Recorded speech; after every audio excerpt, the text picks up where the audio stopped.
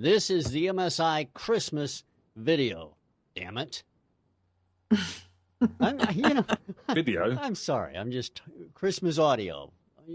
Whatever. Something's got to be working about now. I just don't know what it might be. Well, there's a lot going on at Christmas, Rich, you know. Well, unfortunately, I am the Scrooge of MSI Christmas. I mean, I honestly, I love the holiday. I don't care about the holiday, but I love it because I've got so much stuff to get done before the first of the year. Come on, give us your best bar humbug. Bah humbug. That's heartfelt, too. Do you have a favorite Christmas song, Rich? My favorite Christmas song is the one where Grandma got ran over. Now, Grandma got run over by a reindeer. yeah, that's got to be it. It's either that one or I'm sure there are a bunch of others that are just heinous Christmas songs, you know. And but Grandma got ran over is probably the only one that comes to mind at the moment. I think that was an icomper, wasn't it? Or was that an actual release? That was an actual release. Oh, there you go. So I've heard an icomper do it as well over at iCompositions.com. That was released a while back. But now let's talk about what we were going to talk about before we so rudely were interrupted by me because we weren't recording. We were going to talk about Christmas songs. And of course, as everybody knows, Ian releases a brand new Christmas song every year.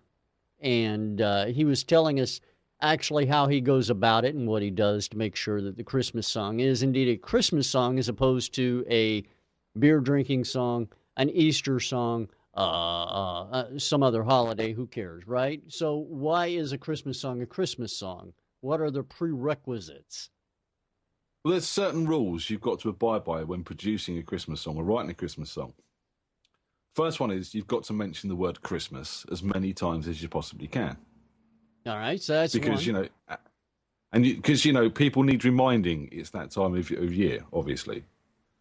The second thing is bells. You've got to have bells on it, literally. And I like to use sleigh bells as a sort of nice percussive element, and chimes like sort of church bells and stuff like that. So always a good festive feel. It conjures up that sort of... You're telling me you can't just up over to Westminster Abbey and say, hey, can we borrow your bells for a minute? Yeah, you can do, but I like to use MIDI ones personally. There's some great sounds out there, and it's a lot easier than going to Westminster Abbey. Yeah, and too many people would be able to, well, he just went to Westminster Abbey. Yeah, I get it. Exactly. And of course, you've got to slip into a minor key at some point in time. Okay, so that's number 3. So there's why a always minor that key? sort of section. Well, if you listen to a lot of the commercial stuff, it'll always slip into that minor key at the time when it wants you to remember the people that are less fortunate than you at Christmas. Now, during this minor key change, do you actually have to talk about the people less fortunate? Well, that's generally what the most commercial stuff does, not necessarily how I write the lyrics for a Christmas song. I tend to take a slightly different direction with Christmas songs. We try and talk about the stuff that Christmas songs normally don't talk about. You put the happy stuff in the minor key area then. Yeah, well, sometimes, yeah, or just sort of more of the cynicism that we're writing with, depending on. But this year we've written a song called "No Work at Christmas," right? And it's actually a positive song this year. We've actually gone for a positive element, and we've looked. I've asked a few friends and family, what are you looking forward to at Christmas? And the answer that generally comes back is, the time off work. I can't wait to have a few days off work and spend some time with the kids. I can. So that's kind of what we focused on. That's kind of what we focused on. Christmas to people these days isn't really about the baby Jesus or the turkey or the presents under the Christmas tree. It's about spending some time off from work, having a rest, and having that sort of bit of fun with your kids. So that's kind of the angle we've taken with the song this year. It's called "No Work at Christmas."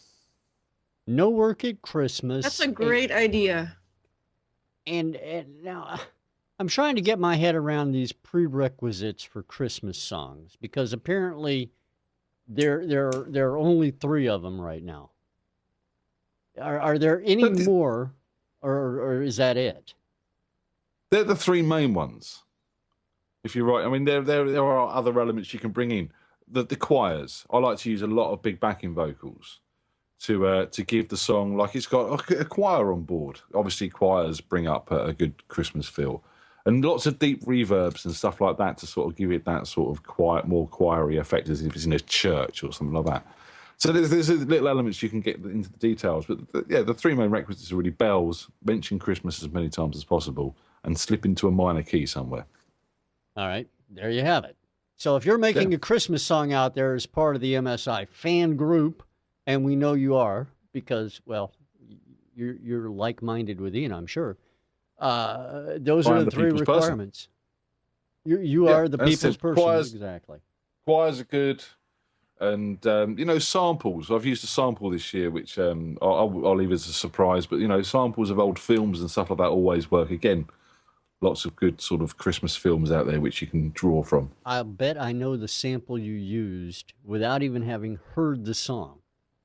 Go on, then. It's one of two different samples. It's either Jimmy Stewart and from, the name of that movie he was in, that real Christmassy show. Remember that show? Is it Life is Wonderful? Yeah, or The Wonderful Life. A Wonderful Life, yeah. Or it's the Santa Claus from Miracle on 34th Street.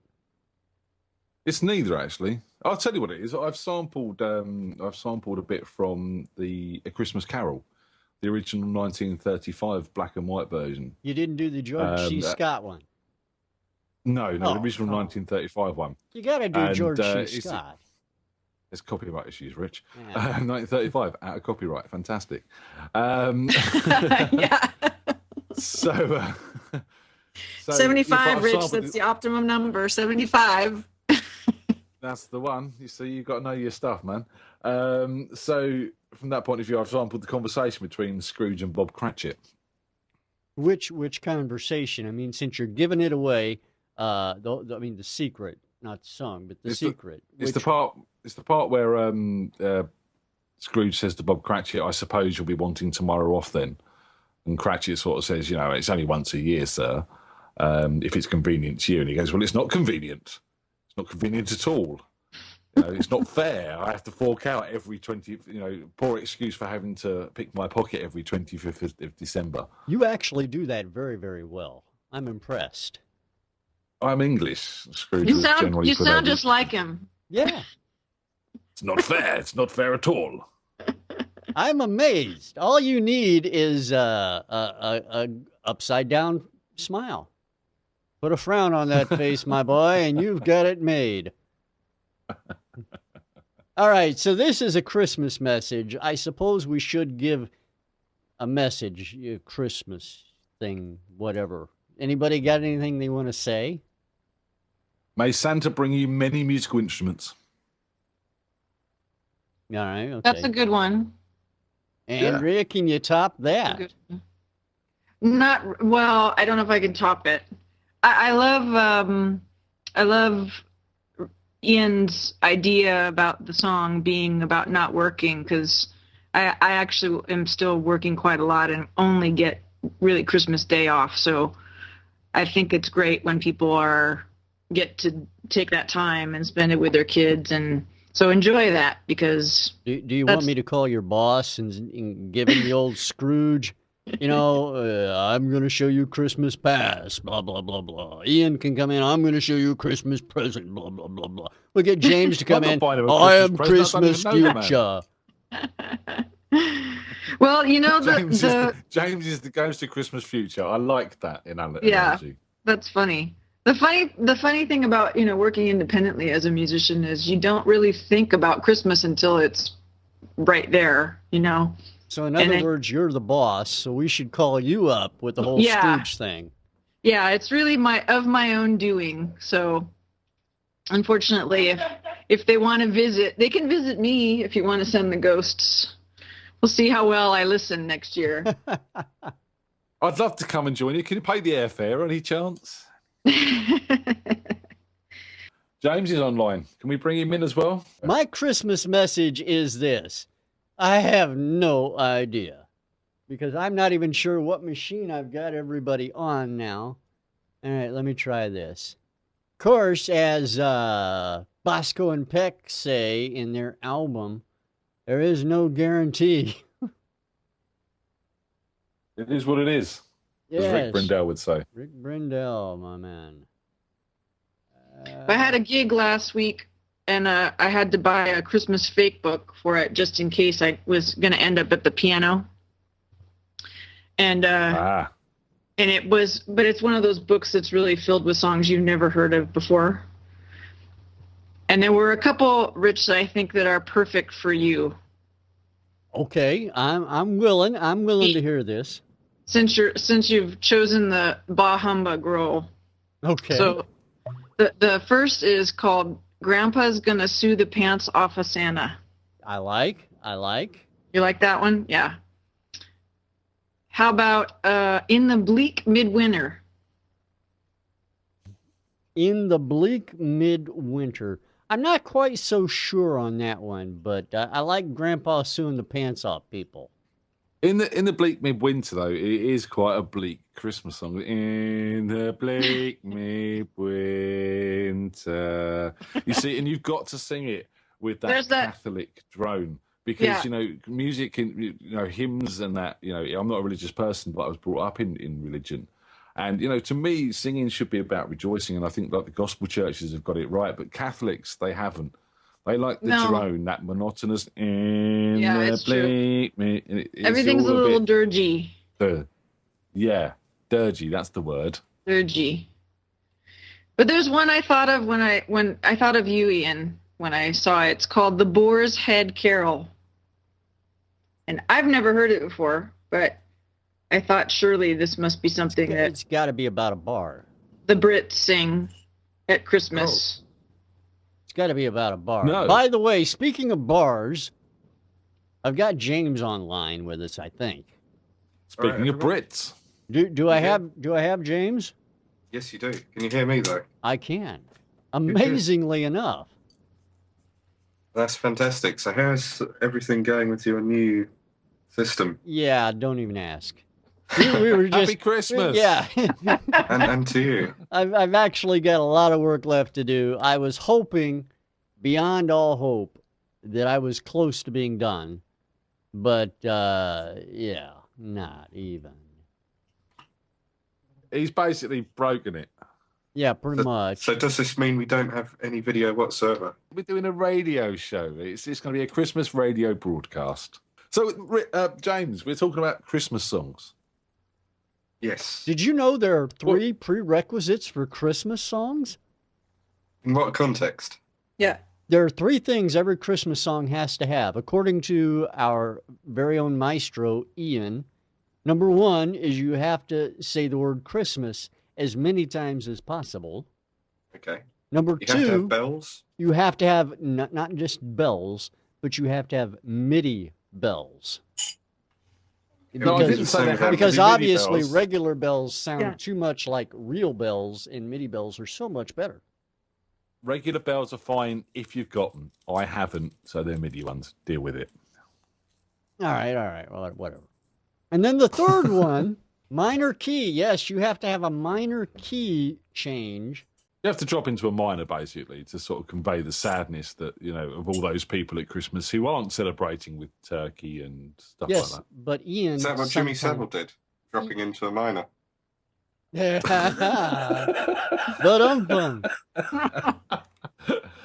Whoa! That came out of the side. That's a Christmas wish. Is that your Christmas wish, James? Jim fixed it for me. I was actually on the Jimmy Savile show. I sat on the bean bags. I sat on Jimmy Savile's bean bags. I think I've got a case. You may very well have. You could be a rich man next Christmas. Not this Christmas, but next Christmas. But let's keep it on Christmas, shall we? Come on, James, what's your favourite Christmas song? That's a good question. I think Backdoor Santa by Clarence Carter. Wait. I sense a theme going on here. James has gone in a whole different direction. It's kind of scary.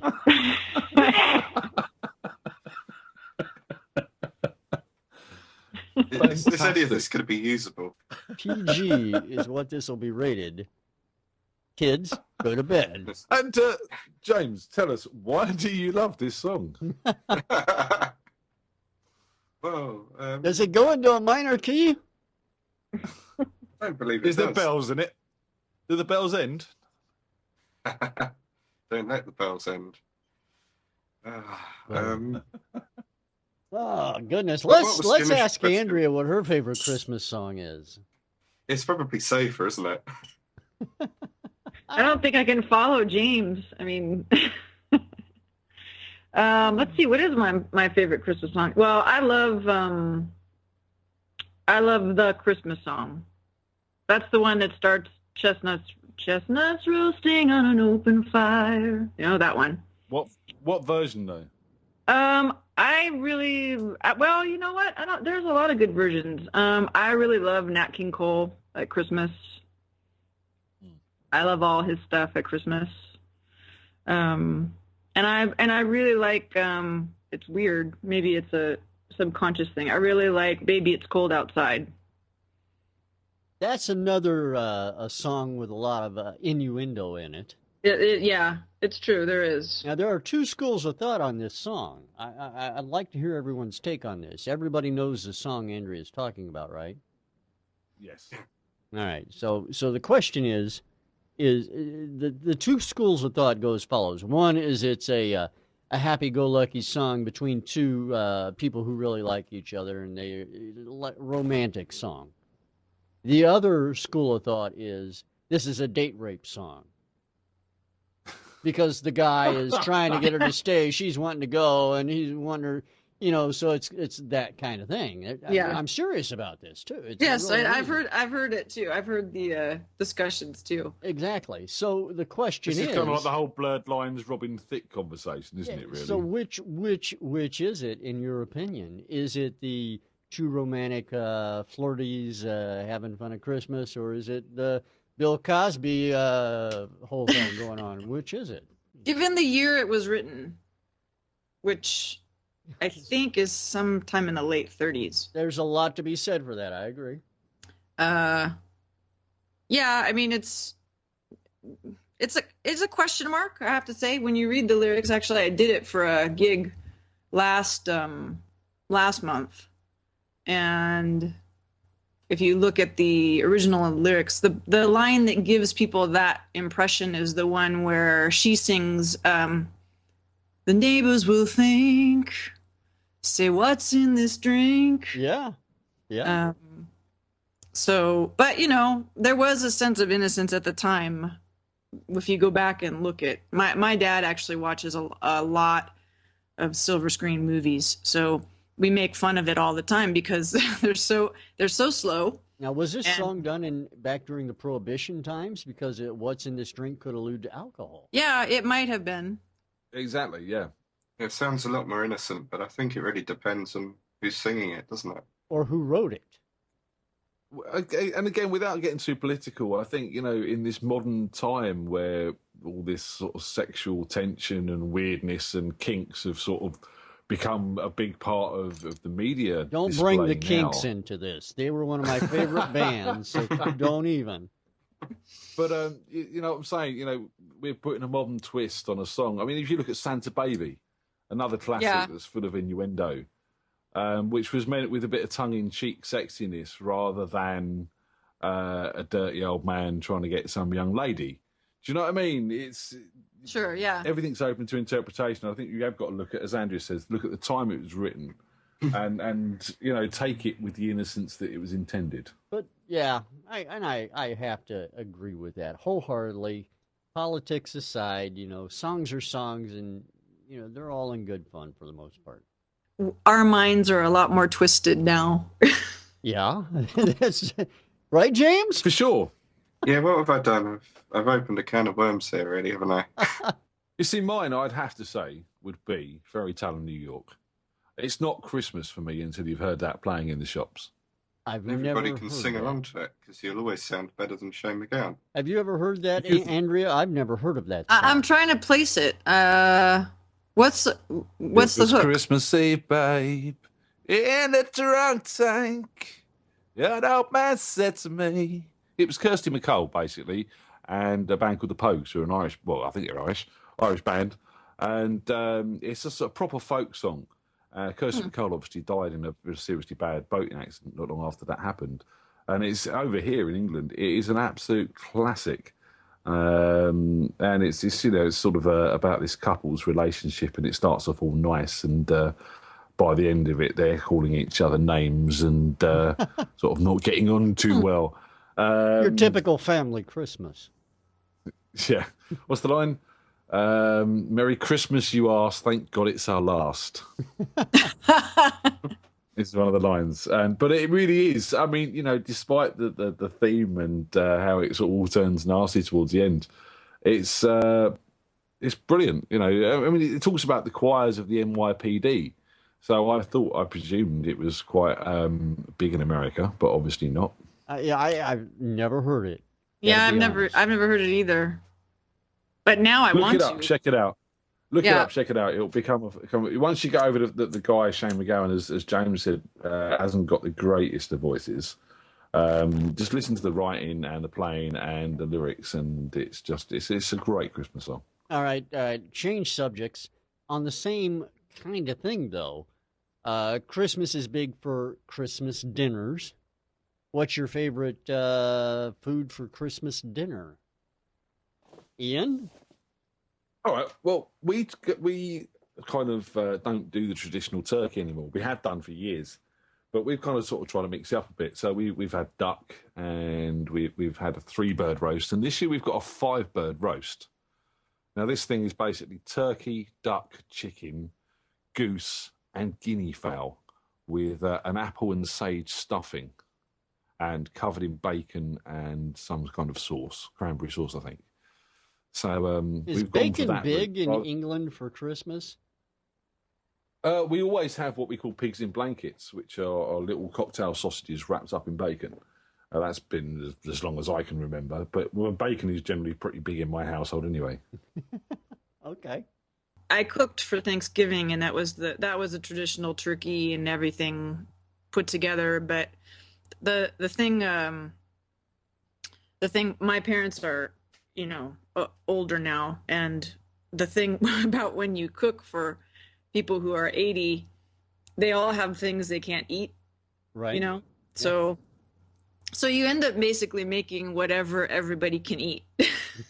Soup it is then. Yeah, so it gets simpler by the year. I think this year it's going to be chicken and mashed potatoes and maybe a couple vegetables. So, it's an easy Christmas dinner to make. Then. It is.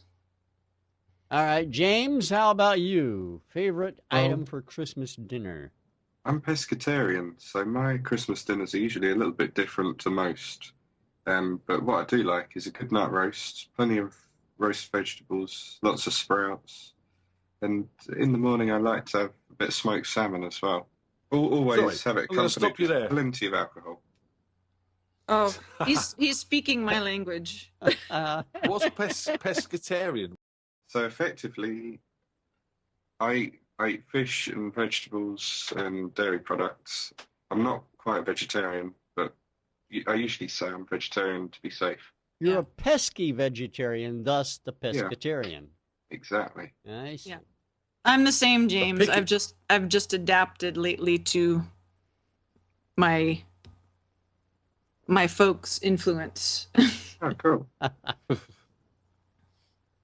All right. What about you, Rich? What are you having for Christmas? I have no idea what I'm having for Christmas. I don't know. I know what I like. I like pumpkin pie. Christmas, Thanksgiving, any time of the year, pumpkin pie is the best food in the world. You see, pumpkin pie here in the UK is Halloween. Yeah, here in the States, at least where I'm at in the Midwest, pumpkin pie is predominantly a food which you eat during Thanksgiving and sometimes on Christmas.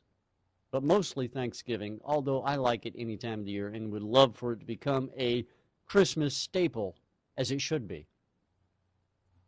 Yeah, we can really only find pumpkins in our shops easily around Halloween. Don't buy them in the pumpkin suit. Get them in the can. That just seems Yeah, wrong, man.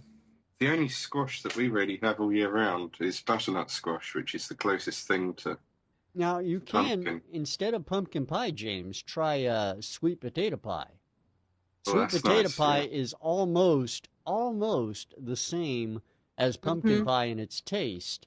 And the consistency, sweet potato pie is a little bit smoother, in my opinion, but both of them excellent.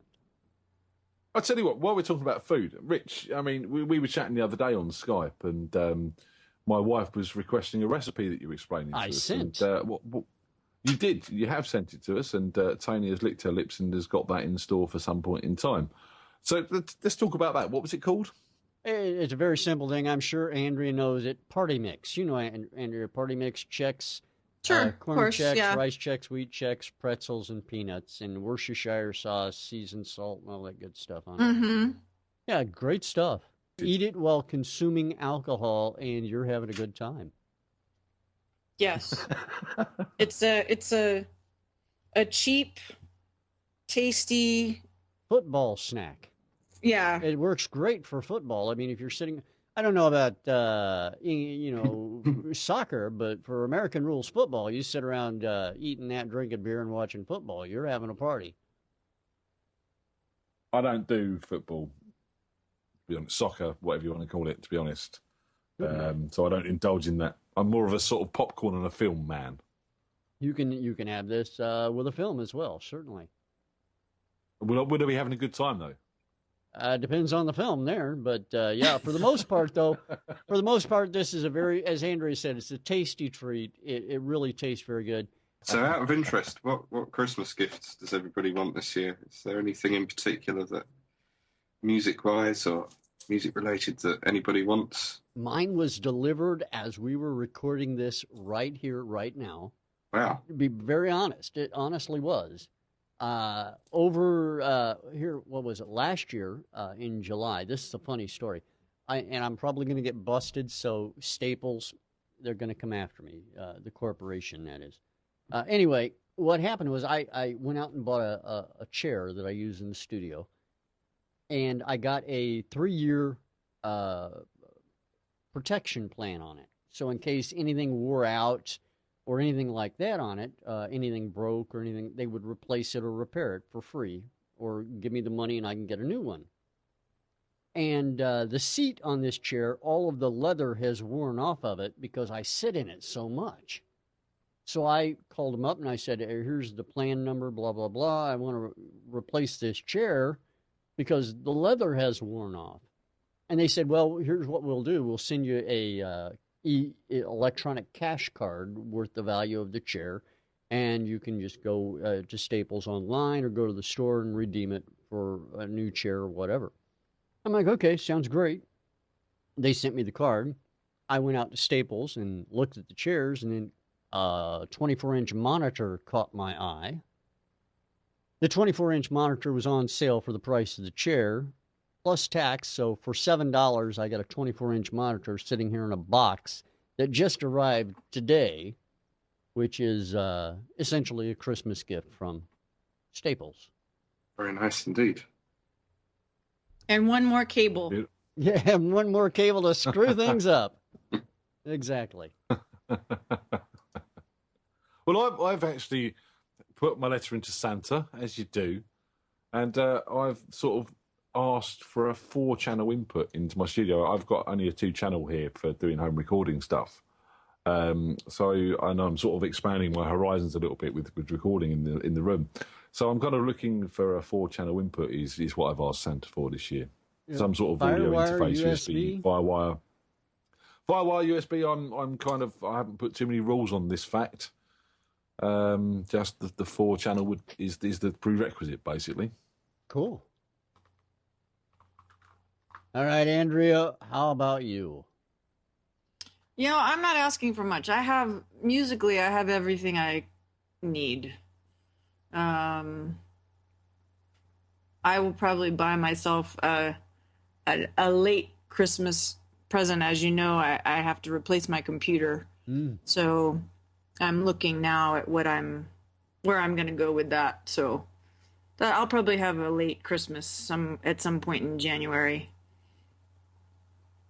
Maybe a computer then. Is that what we're thinking? Yeah, I don't think I can hold it off any longer. It's one of those. There's just so many hacks you can do, and you're looking at it and thinking, my setup currently is I can't even actually move it, because if the cable that connects the primary drive, that's now the booting drive, actually wiggles just a little bit, the whole thing crashes. So, when you get there, you've held it off pretty long. I hear you. All right, James, over to you. What about you? What? Well, talking of Santa, I had an email from him the other day, and it was sent from some weird African address, and he was demanding my bank details. So I think it's a bit hard up. So you've already won a lottery somewhere in Africa that Santa is running. I believe so. His spelling was appalling as well. I really didn't expect that from somebody who receives so many letters. Yeah, but going on to gifts and things, I've seen a lot of good releases this year. There's a lot of box sets coming out, and good reissues of albums that I'd quite like. And, there's one in particular that I've kind of earmarked, which is the latest Captain Beefheart box sets, Sun Zoom Spark, and it's got 3 studio albums and a load of outtakes. So hopefully that might be under the tree. But apart from that, I think I've got virtually all of the audio equipment I need. Maybe a new microphone for Skype would be useful. But yeah, I'm quite easygoing when it comes to gifts and things. Don't really expect too much. All right, so everybody out there, get on those Christmas lists. You can send presents to us late if you want. We don't mind. Yeah, we need an Amazon wish list. That would be nice. Viewers or listeners that would like to send us goodies. I don't know if I want to publish my address, because I'm afraid what would wind up being in a box. Please publish it. It's from Ian. Oh.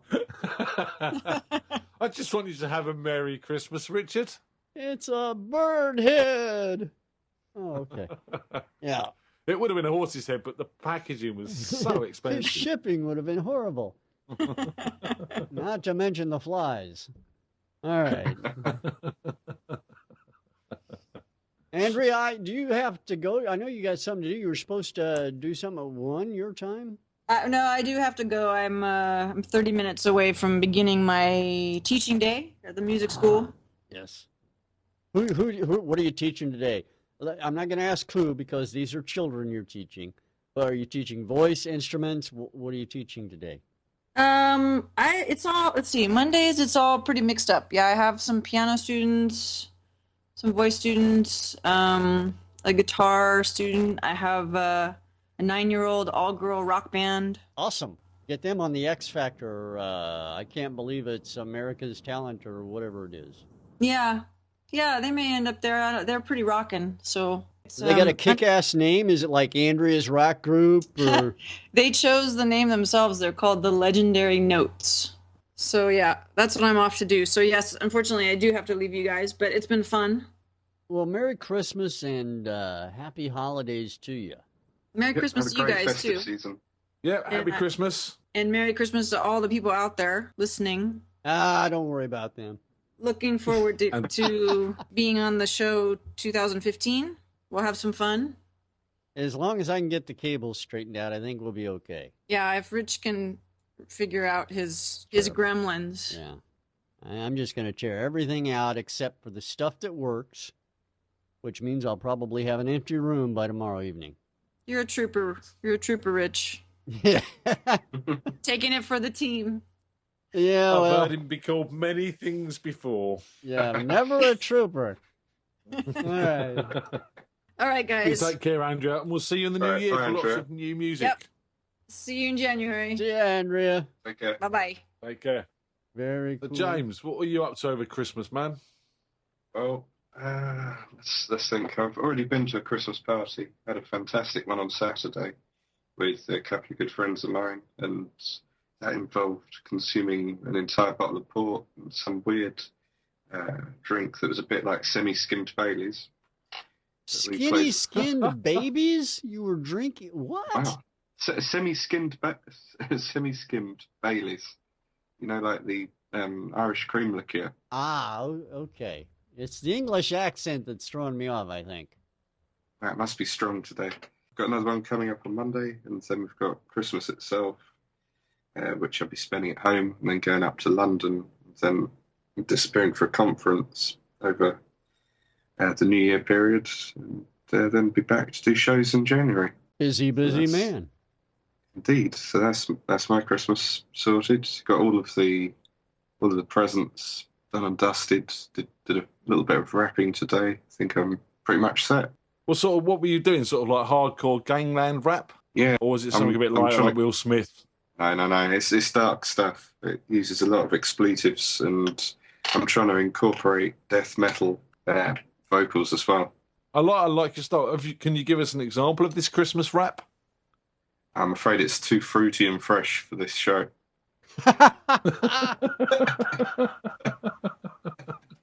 I get the fresh reference, but I'm not sure about the other. But that's just put it this way: it's not like the falsetto stuff. It's more you. Yes, it's more raw, and I think Tommy would appreciate it. I think it's right up his street. Very cool. I like the idea. By the way, speaking of Tommy, I got a picture from Tommy the other day. I know Ian did as well.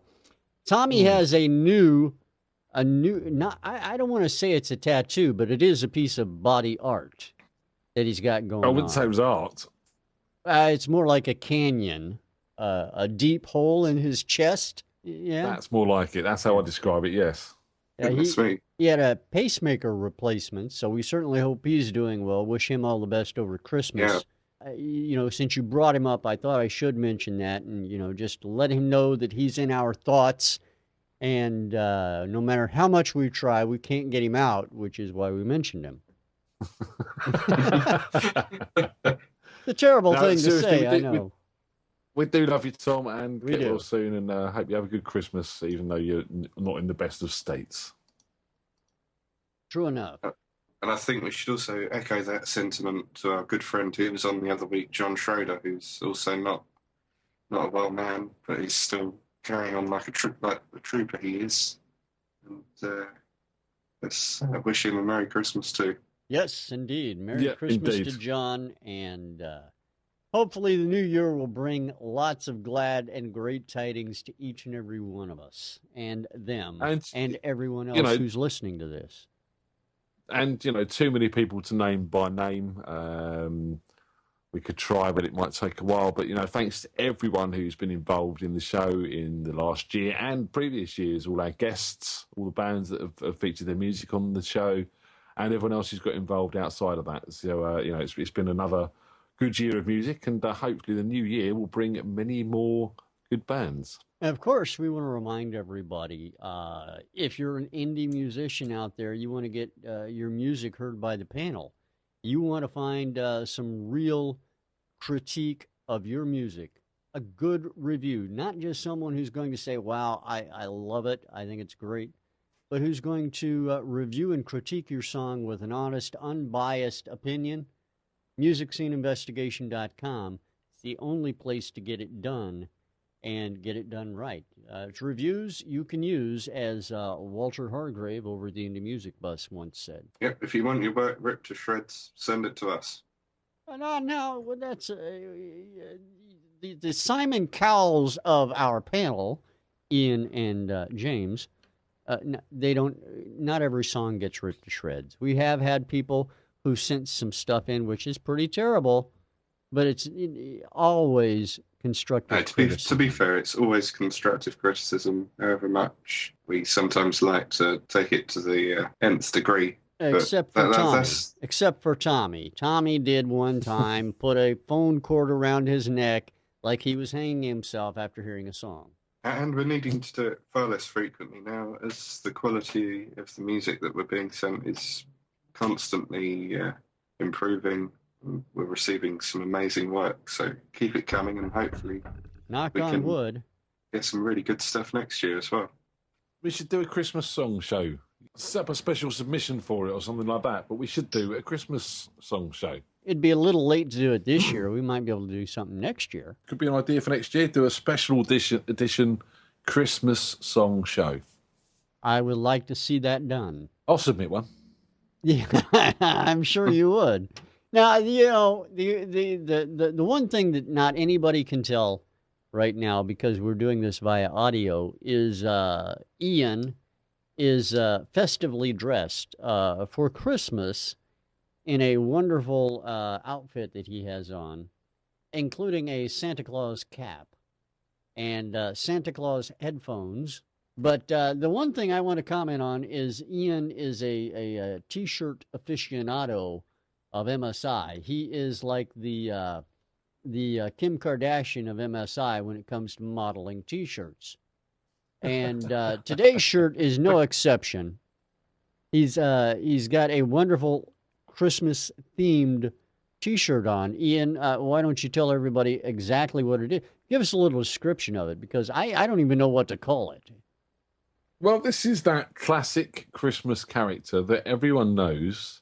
I think it's thousands of years old, but found sort of more of a reoccurrence in the 80s with the early computing sort of world. It's Pac-Man. It's Pac-Man in a Santa's hat, and instead of eating power pills, he's eating Christmas puddings. They look like cherries with icing on top of them, from my perspective. But then again, you're 4,000 miles away, so. Yeah, they're Christmas puddings, so it's a festive Pac-Man. Pac-Man was designed for Christmas, right? Of course, everybody knows this. Yeah, That sounds like a really impressive outfit. It's just a shame that we don't have the video link to go with it this show. I'm actually hoping what Ian will do is he will use that as a picture for the title picture of the actual audio that's going to get posted. I'm sure he's going to post it to YouTube, so that would be perfect. I'll see what I can do. I will put myself on the line as the festive one out of the lot of us, because the rest of you really made an effort with the Christmas show. Well done, guys. Hey, I wore yellow. I didn't wear gross stuff. I wore yellow. It looks good. Well, none of you have really seen my video feed, and that's probably just as well, because I'm in the nude with my baubles out. That explains a lot. If you heard the previous start of the call, it explains a lot. When you say balls, you mean your baubles hanging off your tree, right? Yeah, of course. I didn't mean anything else. Just checking. It could have been taken another way, allegedly. It was. It really was. Yeah. Scary stuff here, folks. We should have done this over Halloween. We can call this Christmas Halloween. That's been done. A scary Christmas. It's been done. A Nightmare Before Christmas. A scary Christmas carol. A scary Christmas carol. It's been done as well, really. Bah humbug. We could go with the James-oriented theme and call it a touchy-feely Christmas.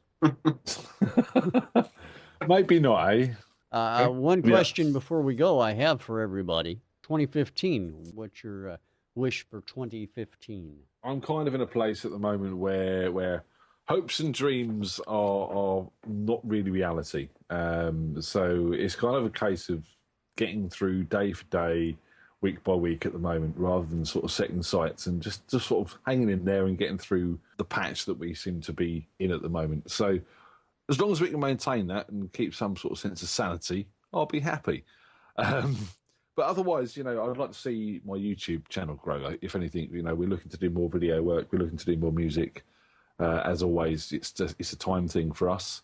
So hopefully on that side of things, we can sort of expand our YouTube channel and get a few more songs out there for people. You're going to plug your YouTube channel in so people can find it.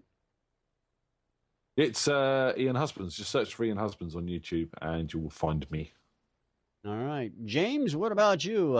Your hopes and wishes for 2015? Well, 2014 has been one of those exciting years where so many different things have happened. I was working as a producer for a voiceover company, and that kind of fizzled out midway through the year. I'm now sort of training up to become an electrician, and hopefully we'll be amalgamating and merging the disciplines of audio and electrics together So this year, I'm hoping to find some work along those lines and maybe try and develop some more audio connections. Yes.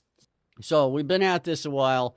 I think we should wrap it up. That way everybody can go ahead and go about their business with whatever it is that everybody wants to do. I mean, I've got a lot of work ahead of me, I know, but I know Ian's going to get his new Christmas song out. James is going to go fishing, so he has something to eat on Christmas. And I'm going a lot bit of carp. Yeah, exactly. Carp? There's always a lot of carp on this program. I think you spelt that wrong. I don't know. We got a typo in the script again. We've got a script? Somebody gave me one. I don't know what you guys have been using, but you've been following along. It's all improvisation here, my friend. It's been going right by the script I have. It's using mind control again. I don't know. Maybe it's psychic paper. I don't know. Anyway, I'll tell you what. Why don't we just say a big happy Christmas and a musically melodic new year to all of our friends, all of our fans, all of our bands, all of our guests, and us, of course, each other. And we'll see you in 2015. We could say that, couldn't we? Yeah, that works. Go on, why don't you say that? I think you just did. And I've got a message for the audience. Uh-oh. And if you're going to drink and drive this Christmas, don't forget your car. You see that movie? You ever seen that movie? Dude, Where's My Car? Yes, ages and ages ago. Can't really remember it too well. That would be a great Christmas movie for everyone to review in keeping with James's advice. Well, I think one year MSI should do a version of Scrooge, A Christmas Carol. Aren't we all gonna call Andrea up over Christmas Eve and you be Christmas present, I'll be Christmas past, and James could be Christmas future? We had a discussion, James, before you came on that you were the ghost of Christmas future. Okay. And I think we should do it. I think we should do a MSI pantomime, basically. He's behind you. Oh, no, he isn't. Oh, yes, he is. And all that business based on the Scrooge. I like the sound of that. I'll start writing the script now. If we ever get video working, it'll be awesome. So I reckon it could work. Oh, there we go. We have a plan. We have something to do then for the next time. 2015, coming soon. The MSI pantomime, Scrooge. Ba-da-bum.